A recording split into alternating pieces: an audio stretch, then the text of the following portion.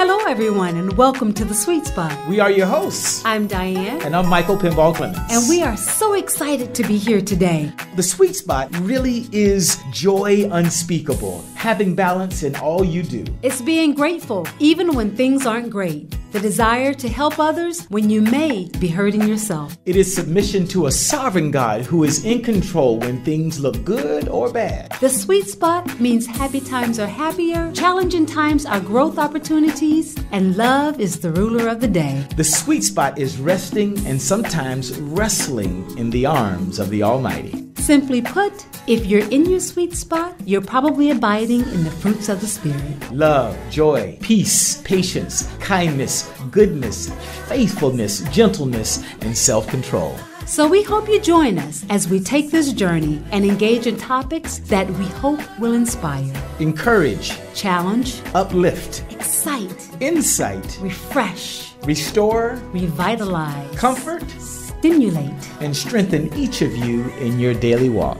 Welcome to The Sweet Spot.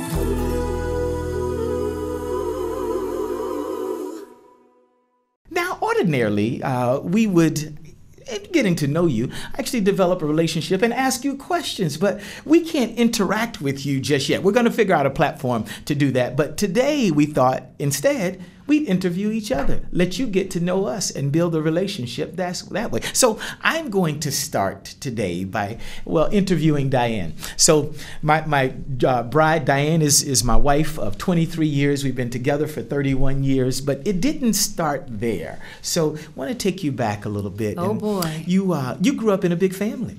I did. I grew up in a family of 8 in Clearwater, Florida. Now, what was it like growing up in a big family? Well, let's just put it this way. There was lots going on in the household, a lot of interaction. But for us, because we didn't have much growing up, our thing was music. We were all singing all the time. We were a singing family, and that was our entertainment. You had some athletes in the family, too, huh? Yeah, we had a few athletes in the family, too. Actually, my mom was a great basketball player, believe it or not. Not my dad, but my mom. And she got a lot of accolades when she was growing up in basketball that we didn't find out about until later in life. And my brothers played basketball as well. I had a sister that played basketball, and she even was a part of one of the U.S. Olympic teams for a short time. And amazingly so, your dad at 6'4" was actually the singer. Absolutely. Yeah. Sang in a quartet? Traveling quartet, yes, back in Alabama. And he was a pretty well-known singer, as a matter of fact. Well, Mom was the glue of the family, though, right? Tell us a little bit about your mom. Wow. My mom was my hero. She, from as far back as I knew, my mom was very sickly all the time. But she was a very strong Christian. She raised all of us in the church. So we grew up going to church. When I say almost every day, literally almost every day. And she made sure that we had a sound relationship with Christ. And for that, I am so grateful, because through all the challenges that I've gone through in my life, it's been my stronghold. Now, tell us a little bit more about your father and his impact on your life. Wow. I think it's all girls. My dad was... he was the gentle giant, I guess you could say. He was the one. My mom was the disciplinarian. And growing up, whenever we got in trouble, we would always run to my dad.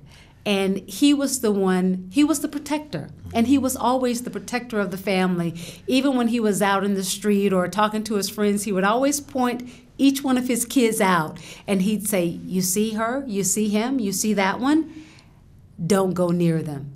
You know, so people were afraid sometimes to even talk to us because they knew that my dad was serious. And he was a military guy. My dad was in the military, so he was very stern and very strict when he wanted to be.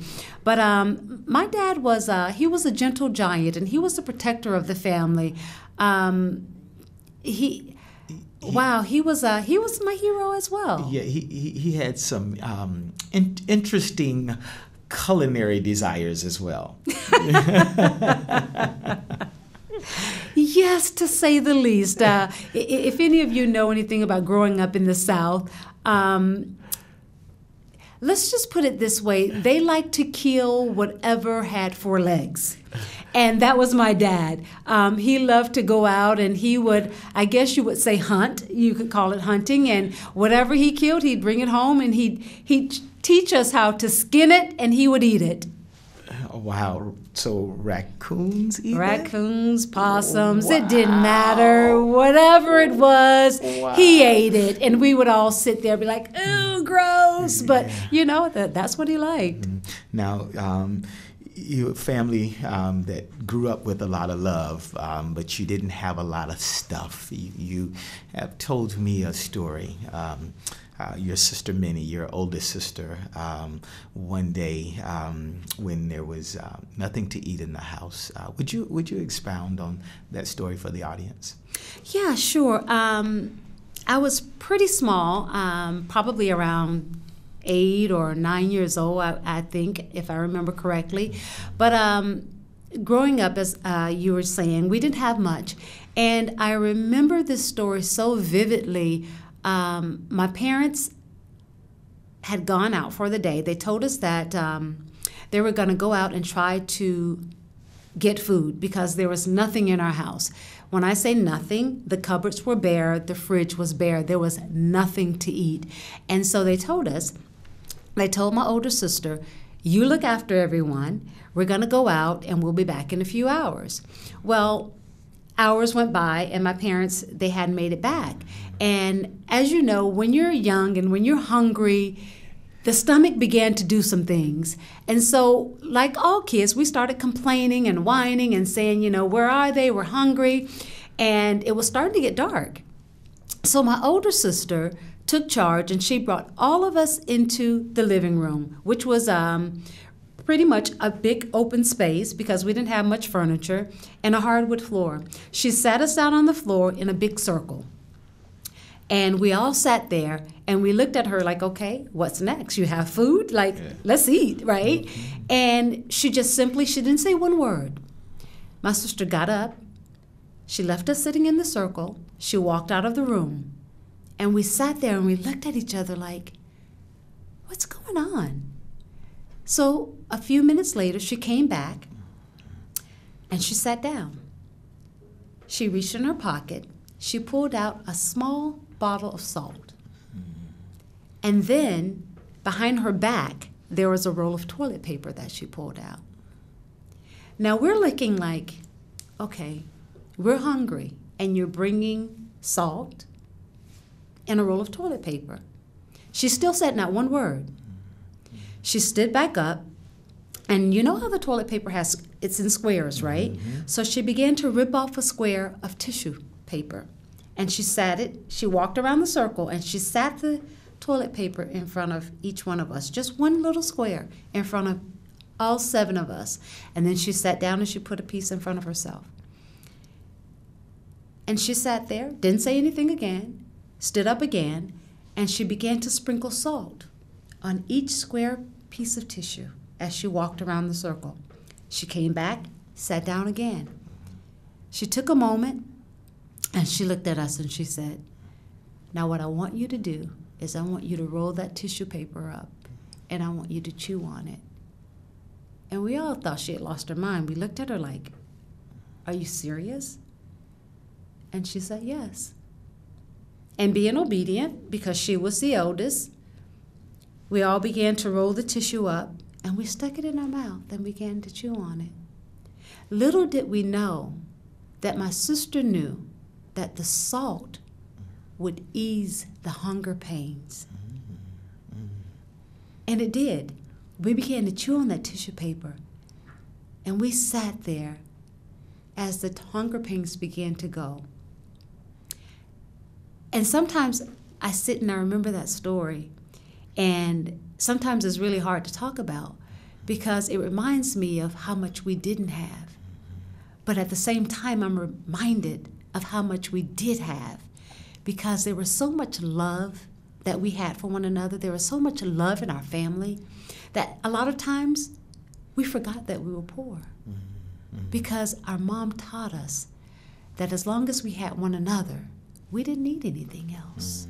That's amazing. Now, it's probably a good time for a quick little commercial for the food bank. 1 in 3 Canadians they rely on the food bank, and so if you are listening and you have that opportunity to share or give a little bit of extra, we would remind you that doesn't just happen in the U.S. It happens right here in Canada as well. Right and in our own backyard. So right in our own backyard. So if you can do something to help, we just can please remind you to help your brother man, your brother or your sister here in Canada. I want to maybe carry on because the resounding thing, yes, there were those difficult times, those challenging times, but joy is what I'm always reminded of when I think of your family. Absolutely. And you had one sister in particular who was particularly joyful and resilient. She would be the loudest person at every game, at everything that went on. That's your sister Vern. Tell us a little bit about Vern.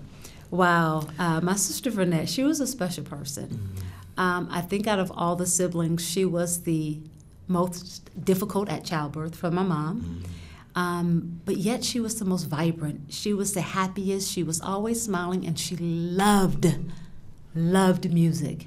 She loved singing. We call her the singing songbird because she sang all the time and had the most beautiful soprano voice you ever want to hear. But my sister had a very difficult life. Well, we won't go there just yet. I would say that yeah. So there were some challenges. More specifically, I'd like to start with your father. Yeah, it's a tragic story, and can you explain to us what happened with your father? Sure. Back in 1985, I was fresh out of high school, 18 years old, 17 years old to be exact. I had just graduated from high school, and I landed a job at the local bank. And funny enough, I was really good at computers, which now I'm really horrible at computers. I don't get that. But back then, I was pretty good, had a lot of skill. And I got a great job at the bank, and I needed to work before I could go off to university because, I was just saying, my family didn't have much money. And I got this great job at the bank. And I remember I was sitting there, and my dad came in to visit me at work, which I thought was pretty odd. And he came in because his car wasn't working that day. And he needed to borrow my car because I was working at the bank. So, of course, I had a car. I thought I was living large, after, not having much growing up. I thought, hey, I'm living the good life now. But he came in and wanted to borrow my car that day. And, of course, I gave him the keys, and he promised that he'd have it back at the end of the day. So, no worries. At the end of the workday, I was headed home. And just before I left work, my mom gave me a call and asked if I would, run a quick errand before coming home. I said, sure, no problem. As I'm driving home, and I probably should go back for a second because in order for you to understand this story better, my mom raised us in the church, but my dad was not a churchgoer. He knew the Bible inside and out, but he was not a churchgoer. And my dad liked to go out and, have a good time all the time. So, sometimes he'd drink a little too much and, things that some guys do, right? So I'm driving home, and I hear sirens. Now, in the back of my head, if you remember earlier, I was saying that my mom was sick a lot. And so I was used to hearing sirens all the time because the ambulance would often come to our home for my mom. So I'm thinking, first thing come to my head is, oh no, I hope they're not going to my house for my mom. And I continue to drive. And you know how sometimes when you hear sirens, you pause? Because sometimes you wonder, should I pull over? Should I move out of the way? Or should I keep going and beat the light? Well, this one particular day, I hesitated. And I did pull over. And after I pulled over, and the ambulance went through. I continued on. Well, when I arrived home, to my surprise, there was some lady that pulled up behind me, driving very erratically, very crazy, all up on the curb, and she jumps out and she runs into our house before I could get inside. So I go into the house, and I see this lady in the kitchen speaking with my mom, and she's like in hysterics, and she's saying, Miss Lee, you know, you need to come with me right now. Something tragic has happened. And my mom automatically grabs her heart, and she sits down, and she looks at this lady, and she's like, there's no way I can come with you. I'm not physically able to come with you. So we try to figure out what's going on, but she's not very clear. And it's myself and my older sister that are the only two home at the time. So I grab my purse, and my sister and I, we follow this lady. Not knowing where we're going, we follow this lady. And we get a few blocks from my home, and we see yellow tape. Yellow tape is never a good sign. So we go up to try to figure out what's going on. And as we try to approach the cop and go into the building, he grabs us and say, you know, sorry, you can't go in. And we're trying to explain to him, well, we think our dad is here, but we're not 100% sure. And he's like, well, you can't go beyond the yellow tape. I can try to find out what I can for you, and I'll come right back. Before the cop could come back to us, we see a gurney coming out. And my sister and I, we're starting to get a little nervous. And we see that there's a gentleman on the gurney, and we look at each other, and we kind of like a sigh of relief, because it's a really big guy, and we're like, oh no, that's our dad, because our dad was really tall, slim. So we breathed a sigh of relief for a moment. But as it get closer, we realize that the guy on the gurney is actually our dad. What had happened is our dad had been shot 3 times trying to defend. It wasn't even a friend, but it was an acquaintance, someone he knew. He was trying to stand up for them. This guy had gotten into an argument earlier in the day, and, you know, he was a little drunk and wasn't, you know, all there. So my dad was simply saying, hey, why don't you leave him alone, let him go home, let him sleep it off, you know, and you guys can talk about it tomorrow. So my dad went on into the restaurant with his cousin. They sat, had a nice lunch, and as he was leaving, as soon as he approached the door, the story goes, the guy called my dad's name. My dad simply turned around, and he put 3 bullets in him. Once in the chest, 3 in the stomach. Now, how did you handle that, being a Christian?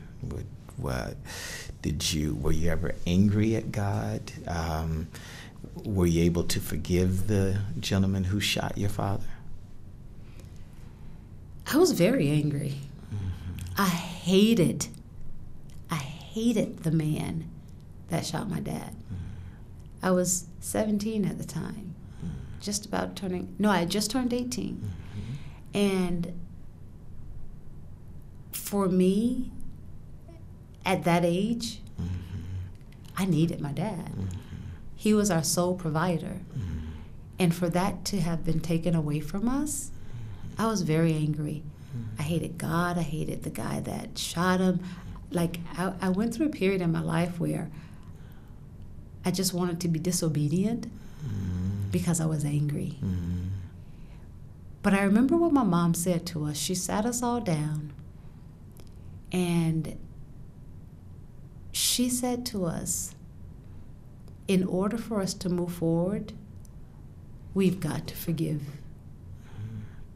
In order for us to move forward, we've got to forgive. How did that sit with you? It didn't sit very well at all.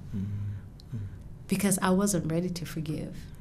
I wasn't at that place where I wanted to forgive him. I wanted to hold on to that because that's the only thing I had to hold on to. Was that the first step, though? Did you begin to at least think about it at that point? Absolutely, I began to think about it. And slowly, And I'm not going to say it happened overnight, because it didn't. It took years for me to come to a place of forgiveness, to truly say, I forgive the guy that murdered my dad. It took years, but I can truly say that with God's help and through Scripture, I was able to come to that place. And reconciling with God on this, how long did that take? Was there something that took place, something that happened? I think for me, it was watching my mom. It was watching my mom. It was watching her faith through this. It was watching her strength through this, and seeing how she handled herself.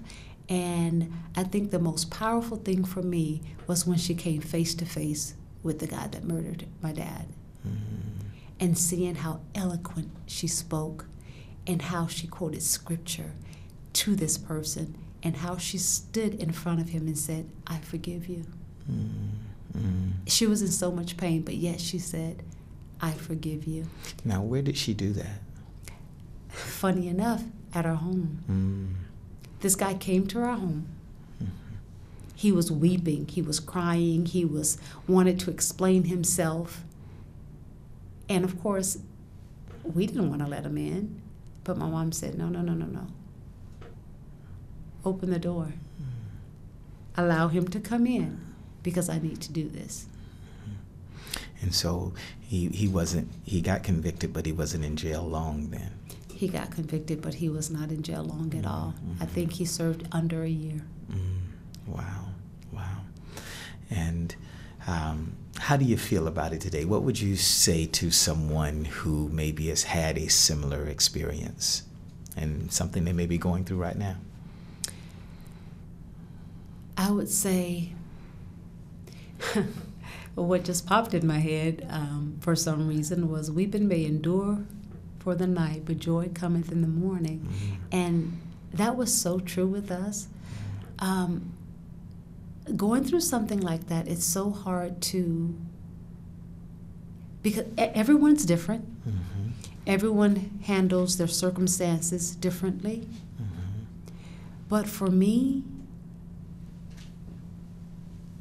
I found